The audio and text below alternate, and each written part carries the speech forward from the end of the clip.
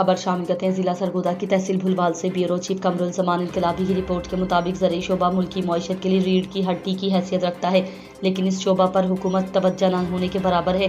गन्ने की 2 सूबों में अलग अलग कीमतें मुस्तकबिल में मसाइल का बाइस बनेंगी।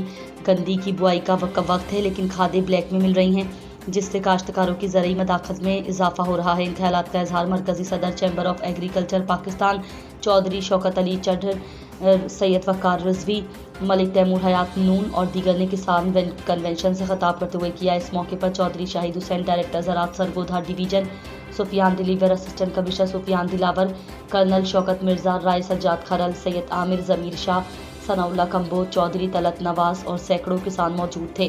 सैयद वकार हुसैन रिजवी, मरकजी general secretary chamber of agriculture Pakistan ने कहा कि हम चैम्बर ऑफ एग्रीकल्चर पाकिस्तान के ज़रिए किसानों के मसाइल हल करना चाहते हैं।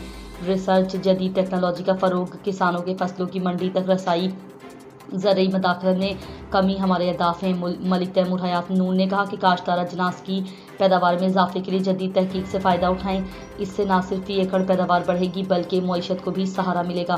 कबल अजीम chamber of agriculture Pakistan Sargodha division के अहदेदारान ने अपने अहदों का हलफ उठाया। अहदेदारान में नोटिफिकेशन और मेहमानान गिरामी में यादगारी शेयर्स पेश की गई। Thank you sir.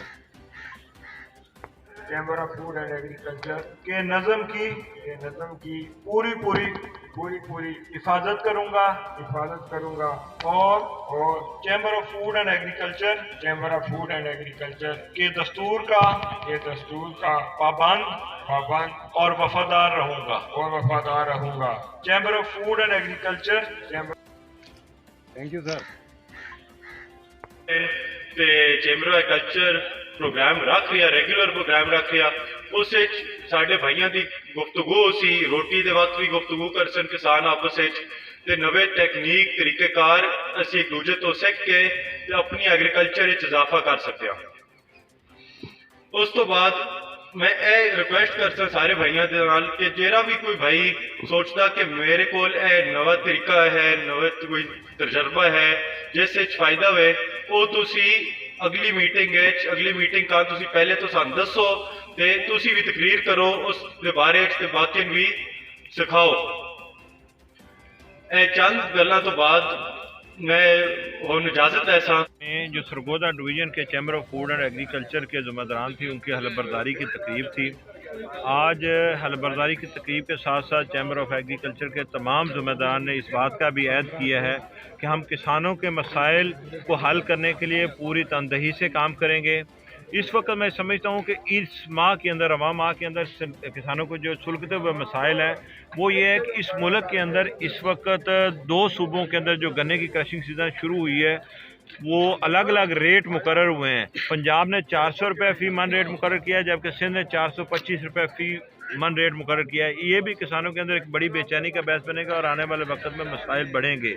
इसी तरह तो यहाँ पे माशाल्लाह काफ़ी हमारे काश्तकार भाई और दूसरे हमारे मोअज़्ज़िज़ीन बैठे हुए हैं। अगर आपको फिर भी किसी काश्तकार भाई को किसी किस्म की कीमत की खाद के हवाले से कोई शिकायत हो तो वो मेरे दफ्तर से बिला झिझक कर सकता है।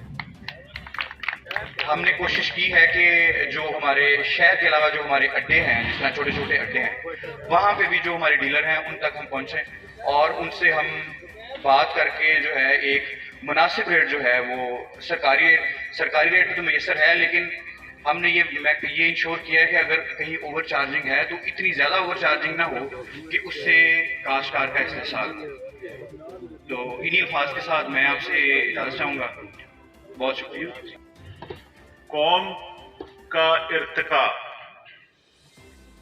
कोई भी इंसानी नस्ल का कहीं सेटल होना, उसके अंदर उसकी एवोल्यूशन का एक अहम तरीन जुज़ ज़राअत है। अगर आप इंसानी तारीख देखें पिछले कई हज़ार सालों की, तो आपको ये अंदाज़ा होगा कि इंसान और उसकी बस्तियां वहीं जाके आबाद हुई हैं जहां से पानी का गुजर था। क्यों? के साथ उसकी खुराक है।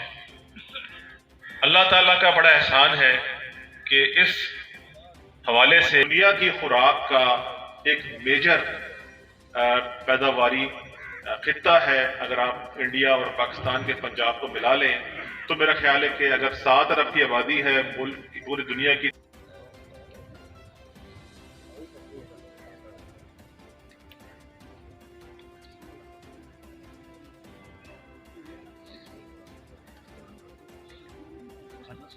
अस्सलाम वालेकुम।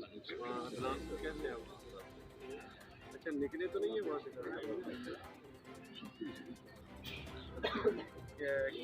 किस चीज़ का?